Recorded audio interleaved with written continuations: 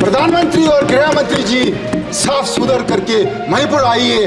आपका देशवासी है हम लोग सब भारतीय नागरिक हैं। आप क्यों नहीं आना चाहते हैं हमारा पास? जिस आदिवासी का पॉपुलेशन 1951 में संथालपना में 48% हुआ करता था, 2000 में वो 36% था, आज 26%।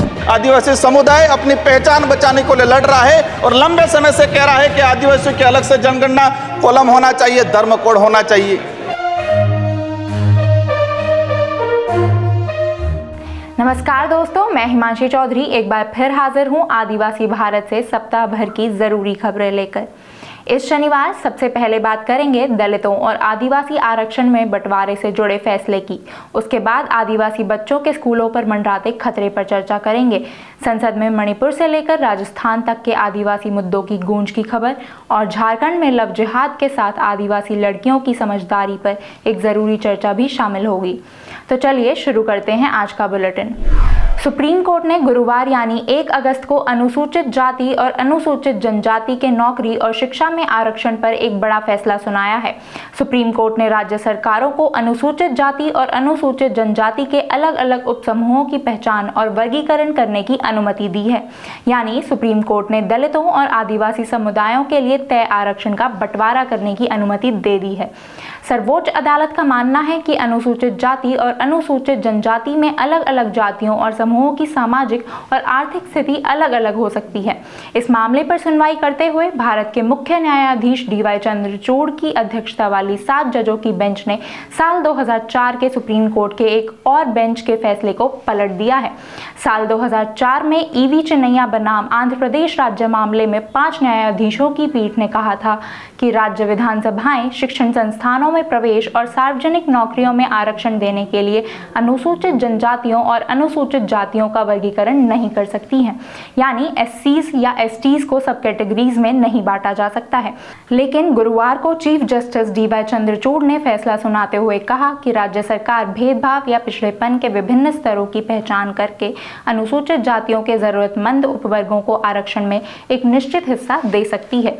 इसको आम भाषा में समझने के लिए कोटे के भीतर कोटा कहा जा सकता है। लेकिन यह फैसला देते हुए सुप्रीम कोर्ट ने यह भी कहा कि राज्य इस शक्ति का इस्तेमाल अपनी मनमर्जी से नहीं कर सकता। राज्य सरकार के पास संबंधित आंकड़े और डेटा होना चाहिए। हालांकि यह फैसला देने वाली सुप्रीम कोर्ट बेंच में शामिल जस्टिस बेला M त्रिवेदी ने इस मामले में असहमत होते हुए अलग से अपना फैसला लिखा है। लेकिन बाकी जजों ने राज्यों को अधिकार देने के पक्ष में दलीलें दी हैं, इसलिए बहुमत से यह फैसला सुनाया गया है। सुप्रीम कोर्ट के इस फैसले पर बहस हो रही है। इस बहस में कुछ लोग सुप्रीम कोर्ट के इस फैसले को सकारात्मक बता रहे हैं। इन लोगों का कहना है कि इस फैसले से दलित और आदिवासी समुदायों के सबसे कमजोर समूह को फायदा मिलेगा, जबकि दूसरे पक्ष का कहना है कि सुप्रीम कोर्ट का अनुसूचित जाति और जनजाति के आरक्षण में बंटवारा करने का फैसला संविधान सम्मत नहीं है। असम के सोनितपुर जिले के जंगलों में सर्व शिक्षा अभियान के तहत स्थापित स्कूलों को बंद करने की मांग की जा रही है। यहाँ के चारद्वार रिजर्व फॉरेस्ट और सोनाई रोपाई में कुल 68 प्राइमरी स्कूल स्थापित किए गए थे। इन स्कूलों में पढ़ने वाले ज्यादातर बच्चे आदिवासी, दलित और OBC समुदायों से हैं। इन जंगलों में आदिवासी, दलित और OBC समुदायों के कम से कम 3 लाख लोग रहते हैं। इस सिलसिले में वन विभाग के शीर्ष अधिकारियों ने नेशनल ग्रीन ट्रिब्यूनल को जानकारी दी है। एक एफिडेविट में NGT को बताया गया है कि सोनाई रोपाई और चारद्वार के 73,524.86 हेक्टेयर क्षेत्रफल में से 50,241 हेक्टेयर जमीन पर अवैध कब्जा है और वन विभाग ने करीब 10,000 हेक्टेयर जमीन को अवैध कब्जे से मुक्त करवाया है। वन विभाग का दावा है कि जंगल में रहने वाले समुदायों के कम से कम 23,000 लोगों ने वन अधिकार कानून 2006 के तहत पट्टे के लिए आवेदन किया है, लेकिन वन विभाग ने इसका विरोध किया है। इतना ही नहीं, वन विभाग ने जंगल का संरक्षण करने वाले आदिवासियों पर ही जंगल की जमीन को बर्बाद करने का आरोप लगा दिया है। NGT को दिए एफिडेविट में वन विभाग ने यहां स्थापित स्कूलों को बंद करने और इन परिवारों को जंगल से बाहर निकालने को ही एकमात्र विकल्प माना है। वन विभाग ने यह माना है कि इन स्कूलों के बंद होने से वंचित तबकों के 3000 से ज़्यादा बच्चों की शिक्षा प्रभावित होगी। पर्यावरण और वन संरक्षण के लिए काम करने वाले अधिकारियों और संगठनों को यह ध्यान रखना चाहिए कि जब आदिवासियों को जंगल से बाहर निकाला जाता है तो वह बेघर तो होता ही है, इसके साथ साथ उसकी खेती की ज़मीन और उसकी आजीविका के अन्य साधन भी बुरी तरह से प्रभावित होते हैं। खेती के साथ साथ वह मौसम के अनुसार मिलने वाले वन उत्पादों से भी वंचित हो जाता है। अब जिक्र करते हैं संसद में मणिपुर के सीएम को बदलने के लिए उठी आवाज़ की। मणिपुर की जातीय हिंसा ने कम से कम 220 लोगों की जान ले ली है और 60,000 से ज़्यादा लोग विस्थापित हो चुके हैं। कांग्रेस नेता राहुल गांधी लगातार मणिपुर के मुद्दे पर मोदी सरकार को घेरते रहे हैं। मंगलवार को लोकसभा में बजट पर हुई चर्चा के दौरान एक बार फिर इस मुद्दे को उठाया गया है। आउटर मणिपुर के कांग्रेस सांसद अल्फ्रेड कनंगम एस आर्थर ने अपने राज्य के हालातों को लेकर केंद्र सरकार पर जमकर निशाना साधा है। आर्थर ने कहा कि मणिपुर में लोगों को शरणार्थी बने हुए 15 महीने बीत जाने के बाद भी प्रधानमंत्री नरेंद्र मोदी ने राज्य का दौरा करने का कोई संकेत नहीं दिया है।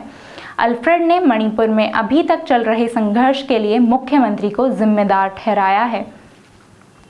एक मंत्री देखा नहीं मणिपुर में, क्यों? मैडम चेयरवुमन, अपना प्रधानमंत्री जी से हम पूछना चाहता है। मेरा दिल कहता है सच आदमी है प्रधानमंत्री जी, सच करना चाहता है, दिल में खुलासा है, तगड़ा वाला प्रधानमंत्री है, हमको समझ में आता है। 56 इंच कहीं नहीं, लेकिन उसको समझदार है कि अपना देशवासियों, अपना नागरिक लोग मणिपुर में अभी खाना पीना तक भी नहीं मिल रहा है। रेफ्यूजी कैंप में 15 महीना, किसको पुकारो, किसको बोलो? अपना मुख्यमंत्री से आप पूछ लीजिए, वो एक खुद दिन बर दिन उसका मुंह से जो शब्द निकालता है सिर्फ मारने का, पीटने का। क्या है ये मेरा देश है क्या? मेरा परिवार ये देश देखने के लिए थोड़ी ना सैक्रिफाइस किया है मैडम। एक एक शब्द, एक एक सेकंड जो मेरा परिवार ने इस देश बनाने में जो कुर्बान किया है, मेरा हक बनता है आज की मेरे को न्याय दिलाइए, नीति साफ कीजिए, नीयत साफ कीजिए। प्रधानमंत्री और गृह मंत्री जी साफ सुधर करके मणिपुर आइए। आपका देशवासी है, हम लोग सब भारतीय नागरिक हैं। आप क्यों नहीं आना चाहते हैं हमारा पास? उधर बुधवार को शुरू हुए मणिपुर के विधानसभा सत्र में 10 आदिवासी विधायकों ने एक बार फिर विधानसभा की कार्रवाई से दूरी बनाए रखी। पिछले साल 3 मई को भड़की जातीय हिंसा के बाद से यह विधानसभा का तीसरा सत्र है। इससे पहले 2 मौकों पर भी कुकीज़ो समुदायों के 10 आदिवासी विधायकों ने इम्फाल में असुरक्षा का आरोप लगाते हुए विधानसभा सत्र का बहिष्कार किया था। इन 10 आदिवासी विधायकों में से 7 सत्तारूढ़ भारतीय जनता पार्टी के ही हैं, जबकि 2 विधायक कुकी पीपल्स अलायंस के हैं। इसके अलावा एक निर्दलीय विधायक भी है। इन विधायकों की अनुपस्थिति में मुख्यमंत्री ने राज्य का बजट पेश किया है। उन्होंने कहा कि राज्य में हुई हिंसा की वजह से राज्य को आर्थिक नुकसान झेलना पड़ा है। लोकसभा चुनाव 2024 के बाद अब कई राज्यों में विधानसभा चुनाव की तैयारी हो रही है। इन राज्यों में झारखंड भी शामिल है, जहां की आदिवासी सीटों पर बीजेपी को हार का सामना करना पड़ा था। झारखंड एक ऐसा राज्य है जहां पर बिना आदिवासी मतदाता के समर्थन के किसी भी पार्टी के लिए सत्ता में पहुंचना मुश्किल होता है। इसलिए बीजेपी लगातार आदिवासी इलाकों में अपना आधार खोज रही है। ऐसा लगता है कि बीजेपी ने झारखंड में घुसपैठ और लव जिहाद को मुद्दा बनाकर आदिवासी इलाकों में चुनाव लड़ने का मन बना लिया है, क्योंकि झारखंड में बीजेपी के बड़े नेता लगातार इस मुद्दे पर बोल रहे हैं। इसी कड़ी में गोड्डा से भाजपा सांसद निशिकांत दुबे ने सोमवार को झारखंड में राष्ट्रपति शासन लगाने की अपील की है। निशिकांत दुबे ने सोमवार को एक बार फिर लोकसभा में झारखंड में बांग्लादेशी घुसपैठियों के मुद्दे को हवा दी है।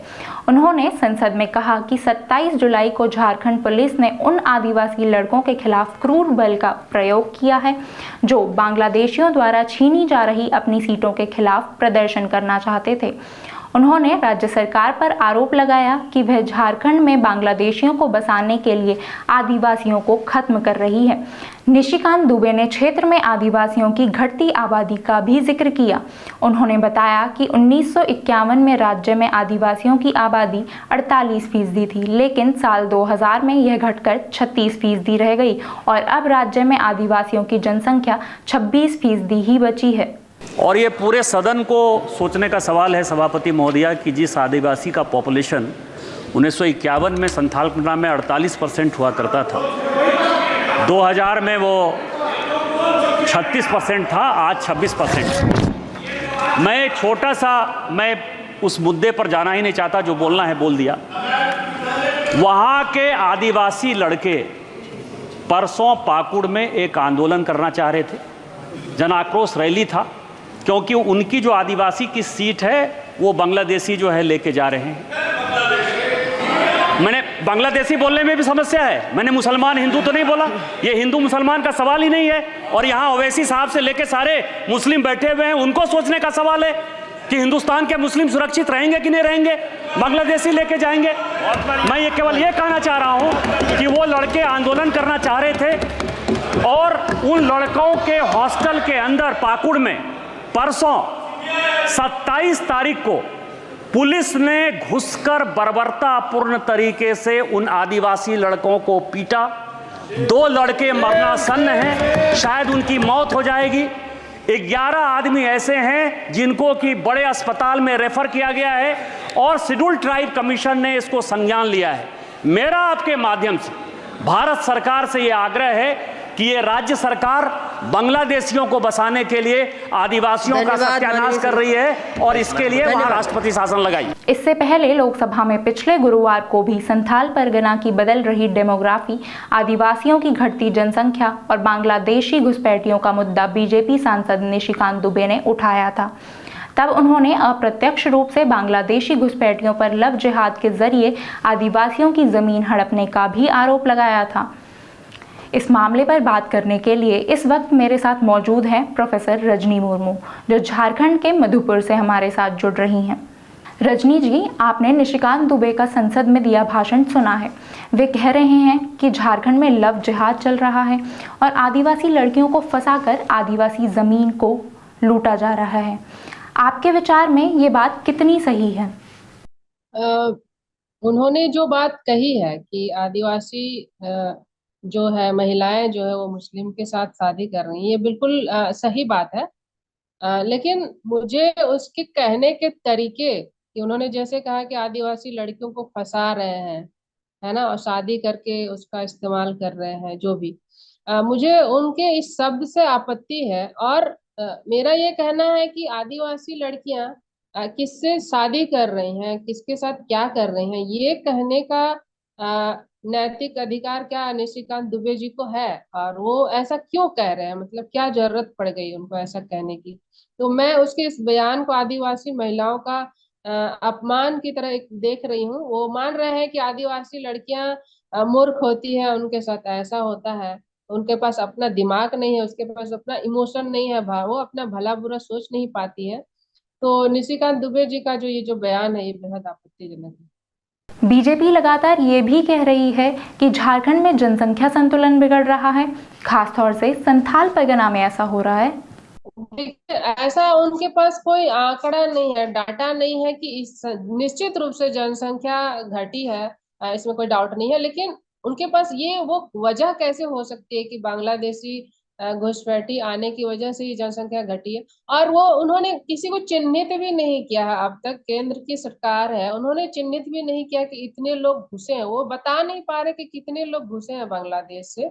तो ये तो सेंट्रल गवर्नमेंट का जिम्मेदारी, वो सिर्फ हवा में बात कर रहे हैं कि बांग्लादेशी जो है वो यहाँ पे घुसे हैं, लेकिन उनके पास कोई आंकड़ा नहीं है, वो बिना आंकड़ा के बात कर रहे हैं। कितने लोग घुसे हैं, क्या उनका नाम है, क्या उनकी आइडेंटिटी है, किस तरह के लोग कितने लोग फर्जी नागरिकता लेके बैठे हुए, उनके पास कोई आंकड़ा नहीं है। रजनी जी, निशिकांत दुबे ही नहीं बल्कि राज्य के कई बड़े नेता लव जिहाद और जनसंख्या संतुलन का मुद्दा उठा रहे हैं। ऐसा लगता है कि बीजेपी इस मुद्दे पर ही चुनाव लड़ेगी। क्या यह मुद्दा उसे चुनाव जितवा सकता है? देखिए, मैं उसी पर थोड़ा सा और विस्तार से बताती हूँ। उन्होंने कहा कि जनसंख्या घटी है आदिवासियों की, निश्चित रूप से जनसंख्या घटी है।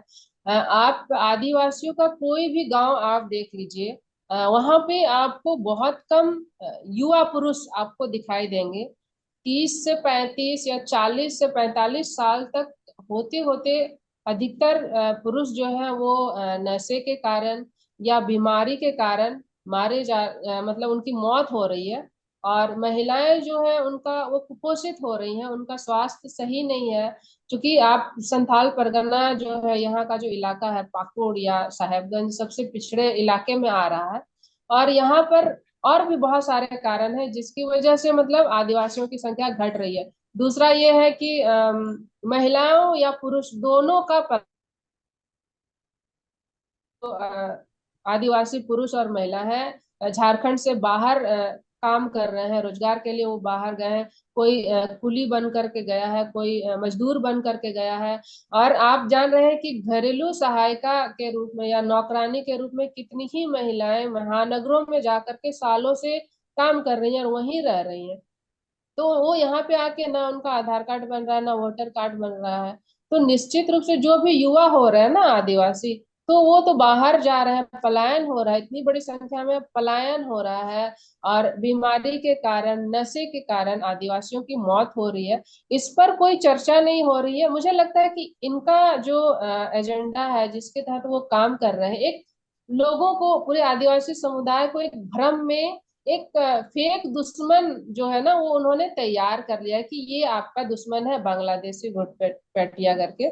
लेकिन इसका परिणाम ये होगा कि आदिवासियों की जो समस्या है उस समस्या से कहीं ना कहीं पूरा समाज को गुमराह करके रखने का और धोखे में रखने का एक निशिकांत दुबे जी का मुझे ये समझ में आ रहा है। और मैं देख पा रही हूँ कि आदिवासी समाज जो युवा वर्ग है या उनको जो बताया जा रहा है, वो आप कहते हैं ना कि एक झूठ को भी अगर आप 10 बार बोल रहे हैं, 100 बार बोल रहे हैं, तो लोग उस पर यकीन करने लगते हैं। लोगों को ये चीज देखना चाहिए, जो युवा वर्ग है, जो शिक्षित वर्ग है, उनको देखना चाहिए कि आपके गांव में, खुद आप लोग अपना अपना गांव देख लीजिए कि आपके यहाँ के जो युवा है 40 से 45 साल के, उनकी उनकी संख्या नहीं है आपके गांव में, वो मर रहे हैं, है ना। मेरा ही गांव में आपको देख रही हूँ कि मेरे ही उम्र के युवा जो है, 10-12 युवा जो यहाँ उनकी नशे के कारण मौत हो चुकी है। बहुत सारे युवा हैं मेरे गांव में जो बाहर जाकर के काम कर रहे हैं। तो जनसंख्या इस तरह से घट रही है। तो निशिकांत दुबे आदिवासियों की जो बेसिक जो समस्या है, वास्तविक जो समस्या है, उस समस्या से लोगों का, सरकार का, केंद्र सरकार का और राज्य सरकार का, सबका ध्यान भटकाने का काम कर रही है। और लोगों को भी उलझा के रख रही है कि यही बांग्लादेशी घुसपैठिया एक तरह से इनडायरेक्ट वे में एक तरह से अल्पसंख्यकों को टारगेट कर रहे हैं कि सारा ब्लेम जो है उन पे लग जाए और फिर किसी को कुछ करना नहीं पड़े, आदिवासियों के लिए कोई योजना सरकार को नहीं बनानी पड़े। और अब चलते हैं फिर संसद की तरफ, जहां बजट पर चर्चा के दौरान राजस्थान के बांसवाड़ा सांसद राजकुमार रोत ने बहस में हिस्सा लेते हुए कई जरूरी बातें उठाई हैं। राजकुमार रोत ने कहा कि आदिवासी जब अपने अधिकारों के लिए लड़ता है तो उसे नक्सलवादी बता दिया जाता है। इसके साथ ही उन्होंने कहा कि आज देश में आदिवासी अस्तित्व की लड़ाई में उलझा हुआ है।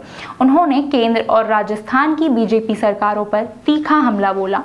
उन्होंने कहा कि आदिवासियों को जमीन के अधिकार के साथ साथ अन्य योजनाओं का लाभ भी नहीं मिल रहा है।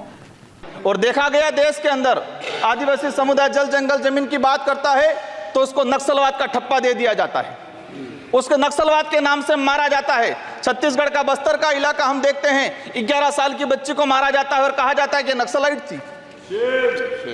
3-3, 4 साल के बच्चों को मारा जाता है, गर्भवती महिलाओं को मारा जाता है।